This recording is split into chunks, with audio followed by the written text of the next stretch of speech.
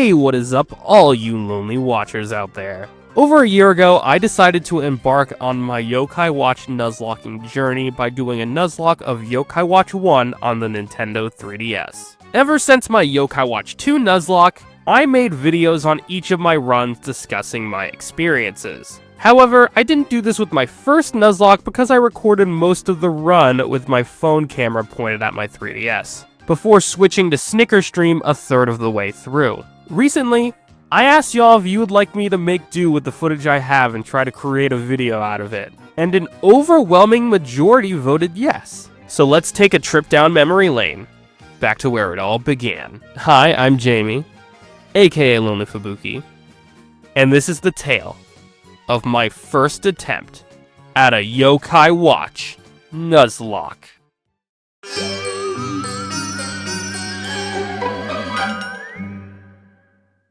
The rules for this run were a lot more lax than my subsequent Nuzlockes, due to the fact that this was my first one ever and I was a little nervous. Either way, the rules are as follows. 1. Any yokai who faints must have their medal dropped if possible and they cannot be used for the rest of the run. 2. I must nickname every yokai. 3. I may not obtain any duplicate yokai.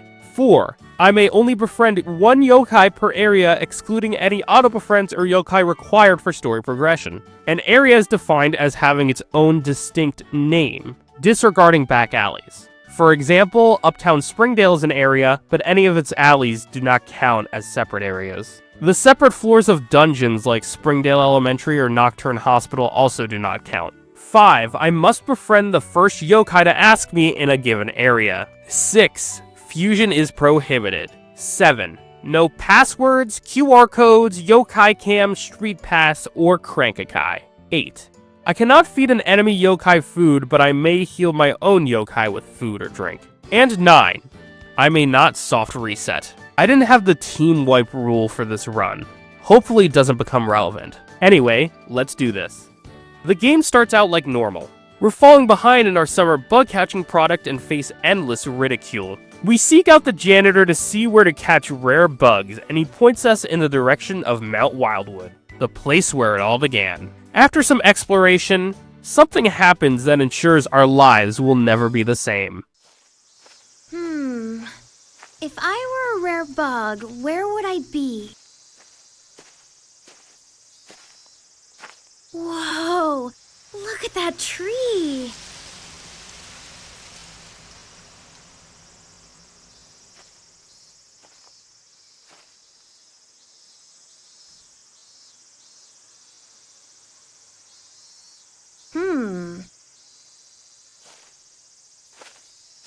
What's this doing here? Feed me, feed me. What? Who said that? Feed me, feed me, feed me, feed me, feed me right now. Where's that voice coming from? I guess I should feed this old machine then?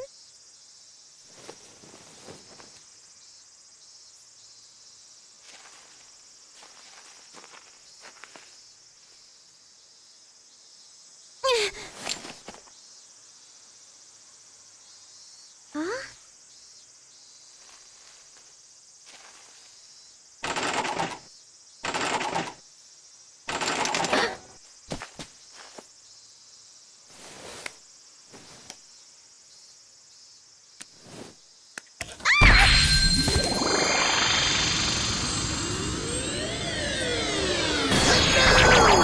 My name is Whisper. I am a yokai. Pleased to meet you. Charmed.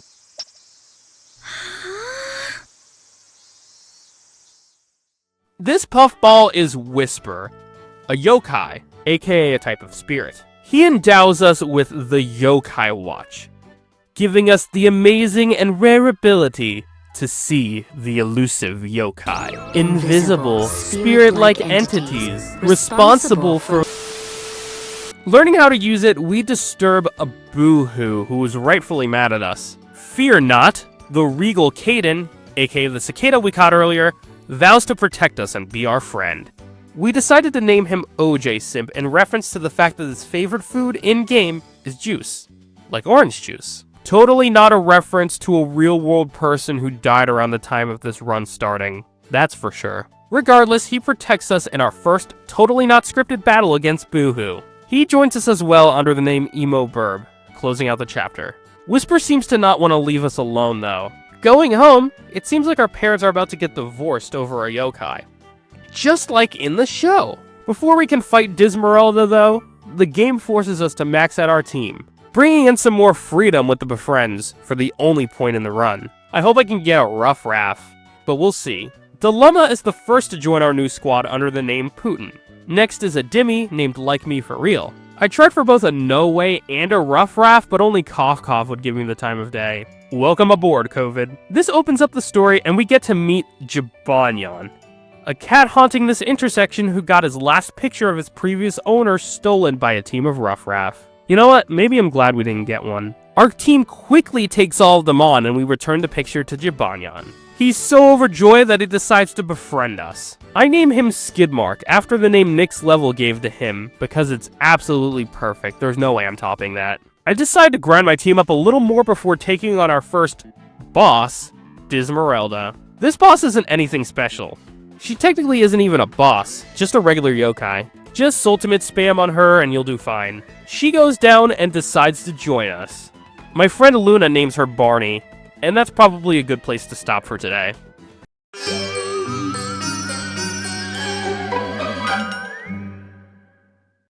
The chapter starts by trying to repair the relationship between two friends with the power of truth. Enter Tattletale. Obviously we name her Boomer. She's our first yokai with the healing ability, so she needs to go on the team ASAP. I also put Barney on the team for funsies, in place of Putin and Like Me For Real respectively. This strange man also seems to be doing some nefarious things around town, with Tattletale revealing he's trying to break all the city's seals to reawaken a beast. It's up to us to reseal all of them and keep whatever yokai they're trying to awaken at bay. This seems to fail, however, as Slimeamander is awakened. This boss is pretty simple. Break open the one head with an eyeball in it and do as much damage as possible before it closes up again. This is made even more of a breeze due to Boomer's healing powers. She almost dies once though. Good thing healing items are allowed. He seemingly goes down after that, but not really. Well done! Phew.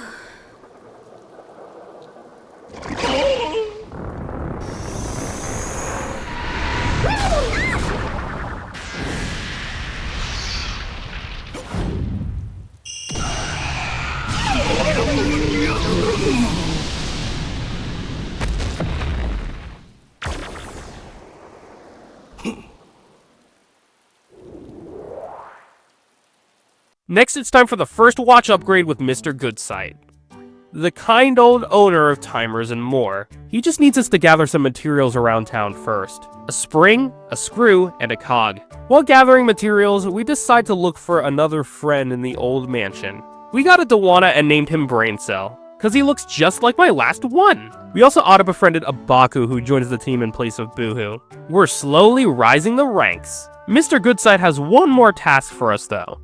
To retrieve his underwear from the bathhouse at night. Ew.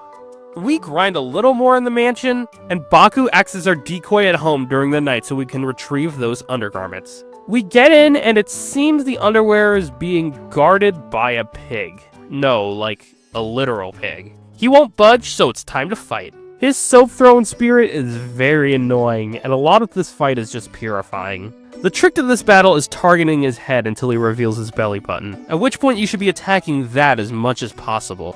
I may have grinded up a little too much though, because that boss was much more of a breeze than usual.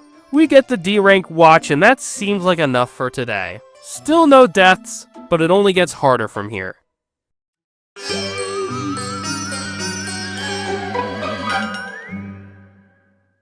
This chapter starts off with Bear losing his mom's wedding ring in the lake. If only we had a Kappa who could help us look for it. After doing some fishing, Veronica the Wall Kappa joins the squad. You're planning the future, Veronica Sawyer. He assists us in finding both the ring and a very scary Dweller of the Lake, SV Snaggerjag. This boss is fine though, as long as we keep our fire attribute yokai in the back row. He can fish out assistance from the water, and he can only use his ultimate if he brings out 2 at the same time. As long as we focus on taking out the fish first, we'll be fine. This isn't that bad though, especially with the amount of yokai we have with multi-target ultimates. His mother gets back the ring and the day is saved. Then it's on to the incredibly infuriating Was At chapter. It's time for us to pick up Dad's paper at the train station and get it to him before both his meeting starts and the swarm of Was Ats catch us and make us forget what we were doing. After catching him, Was At apologizes. He was really aiming to create friends, according to him. It's a good thing we befriended him and enabled that behavior. Chat names him Silly Hat, and the chapter ends, pushing us to the next one with a bike in tow.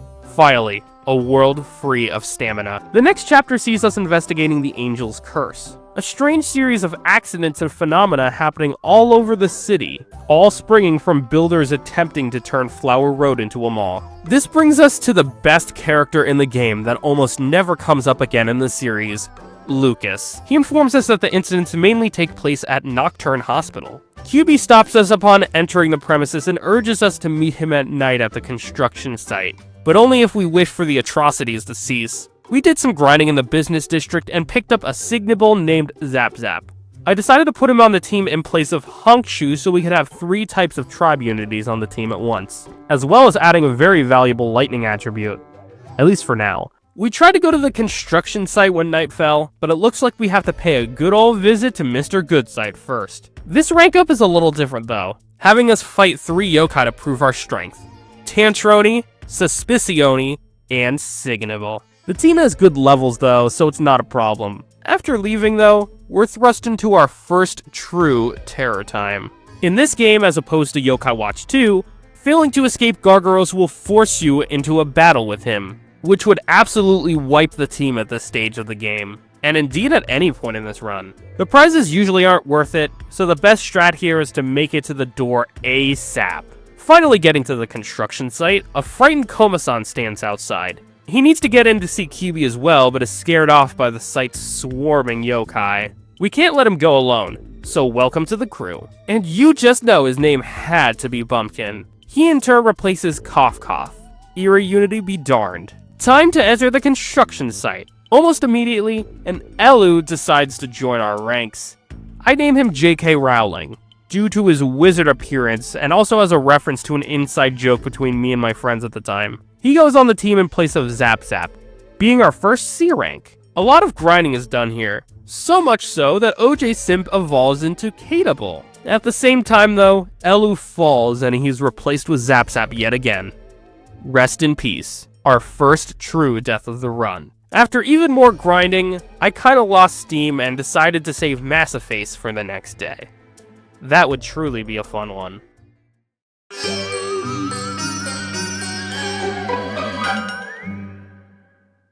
Unfortunately, during some preparation battles for Massiface, Boomer didn't heal fast enough, and she died to Blazion. Rest in peace. 2 yokai to the same dungeon. What makes it blow even more is that she was our healer on the team. Since Brain Cell's the only other healer we have, they replaced Boomer. This might actually end up being better for us in the long run. I'm surprised we got this late into the run before yokai started dying. Well, let's go out with a bang and not let anyone else die to our next target.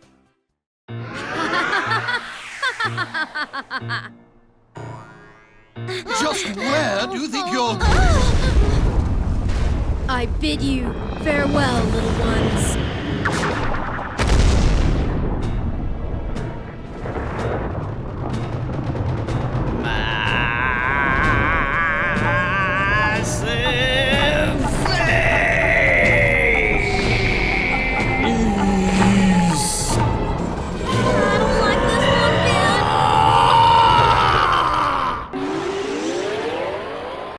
The main trick with this boss is to take out his eyes first, blinding him and severely hindering his accuracy. He goes down with no deaths. Huzzah! Turns out the fire was caused by another yokai, not QB.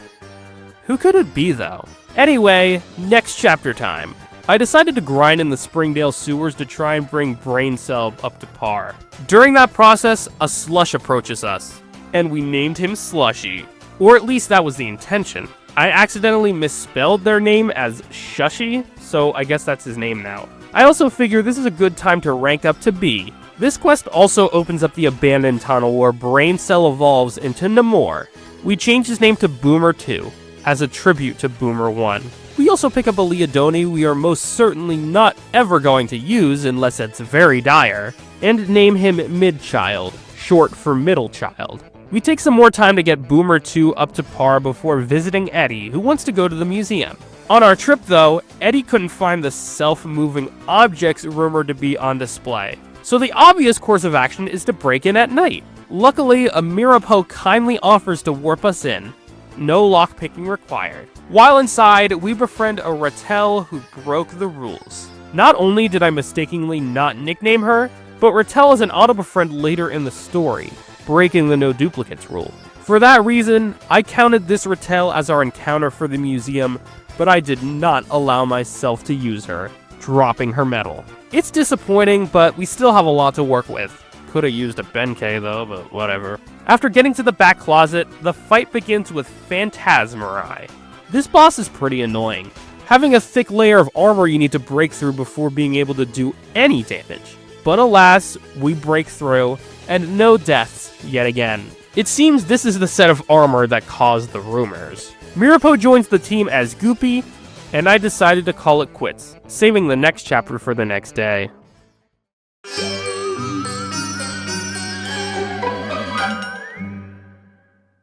Starting with day 5, these were the first streams recorded in glorious, stuttery, barely 30 frames per second, 70% image quality, 3DS gameplay. This chapter starts with the crew attending a summer festival, leading to the absolutely brilliant idea of breaking into the school in order to camp out on the roof for a better view of the fireworks. Upon entering, a shadowy figure kidnaps all of our friends, and it's up to us to get them back.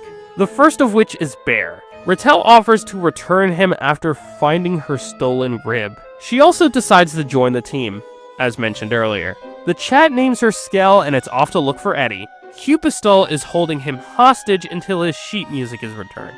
Lastly though, there's Nate, being held captive by Tarantutor. Now you know how I said Phantasmarai was annoying due to the fact that you couldn't damage him until you broke through his armor? Now imagine he had 4 layers of armor you needed to break through every time, and that's basically Tarantutor. This fight also unfortunately led to the death of Skidmark, just as Tarantutor was opened up to the final blow. This was a very sad death, taking our best attacker down. I will avenge you, Skidmark.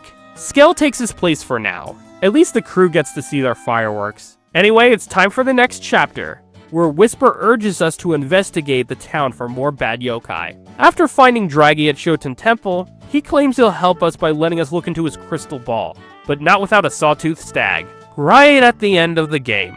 Of course. Welcome aboard, Pookie the Draggy. He points us in the direction of Nocturne Hospital, which can only be infiltrated with an A-rank watch. While fighting through the school, an Infor decides to befriend us. 4 eyes, 4 eyes. Zap Zap is once again replaced. The yokai in the sewer go down and A-rank is ours. The final upgrade of the run. Once we enter Nocturne Hospital, grinding ensues and Bumpkin evolves into Co-Main.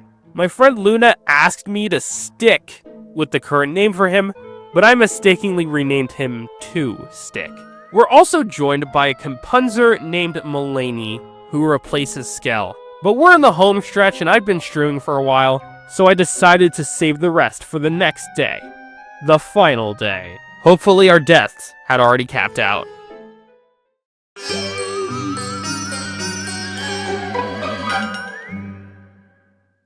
We start the day by grinding a little more before the main battle with Dr. Madman. This is honestly one of the best bosses in the game, but he isn't that hard. The calm before the storm. As long as you pin the hearts in the background to stun him and keep him from healing, this boss is easy peasy compared to the others. After the battle, Draggy's crystal ball finally introduces us to the real villain.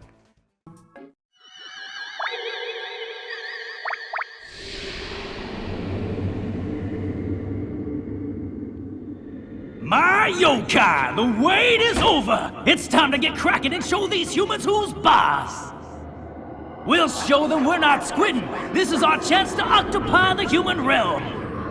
Okay, so I'm still working on my puns. If any of you have any better ideas how to express our anger to the humans, just let me know. But now our time has come!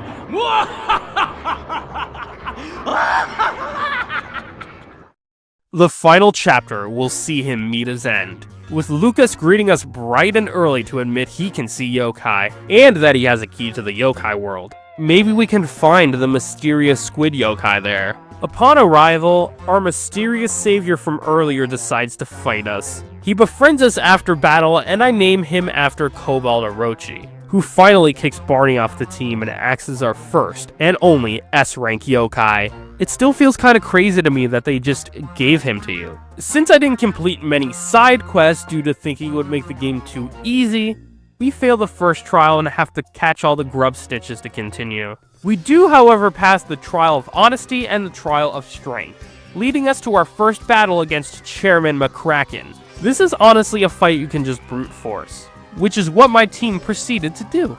We saved the day, or at least that's how it seemed. During our battle, McKraken's underlings broke the seals around town again, and it's up to us to fix them, starting with the rematch against Slimamander. Nothing here has changed besides his level.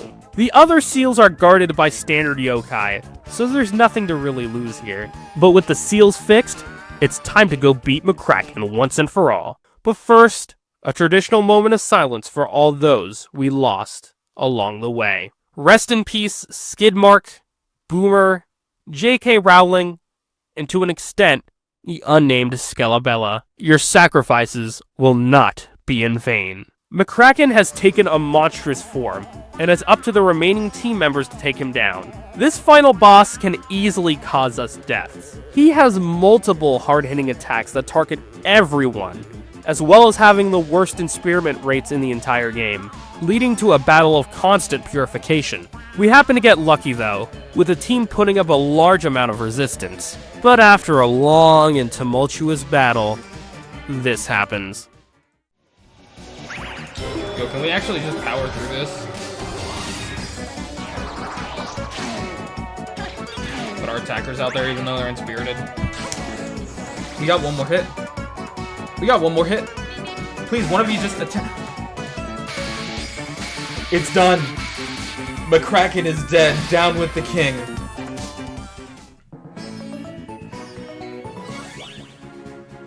Ooh, that feels good.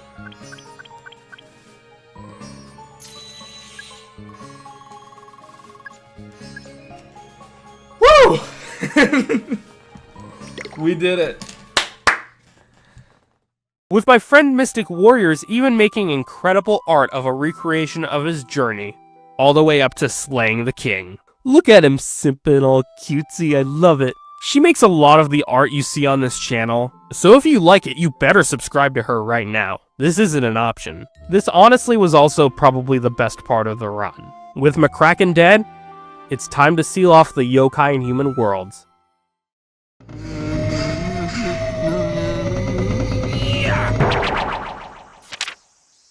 This talisman will be just the thing we need to take care of the elevator.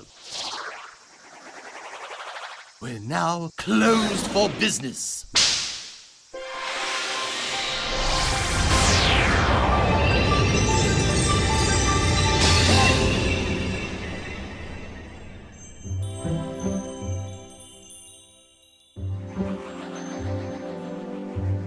Whisper!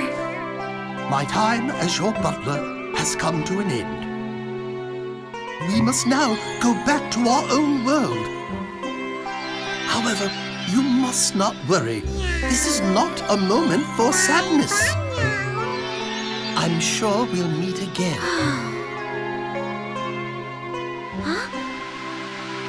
And with that, I shall take my leave. Goodbye for now.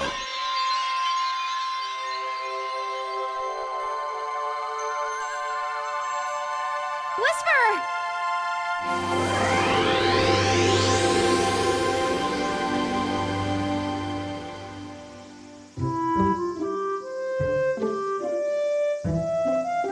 Whisper.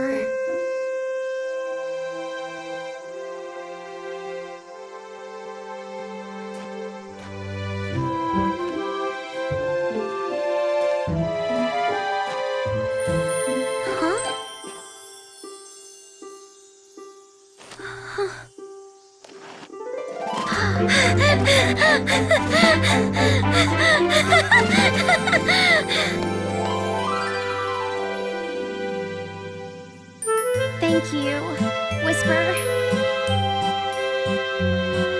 Goodbye, my yokai friends.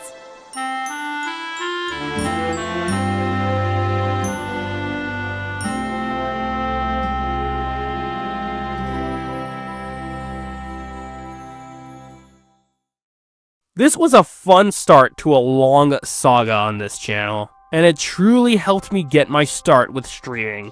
I might even consider this my favorite Nuzlocke to date due to how close I felt to everyone watching. From the bottom of my heart, thank you all so much for an amazing journey thus far. And since this video was made over a year after the fact, all my other Nuzlocke runs have videos. So I encourage you to check them out if you like this one. That's all from me though, at least until I make the Blasters Nuzlocke video, which I may or may not be streaming by the time you see this. Thank you all so much for watching and supporting me, and I will see you all in the next one. Bye bye my lonely watchers.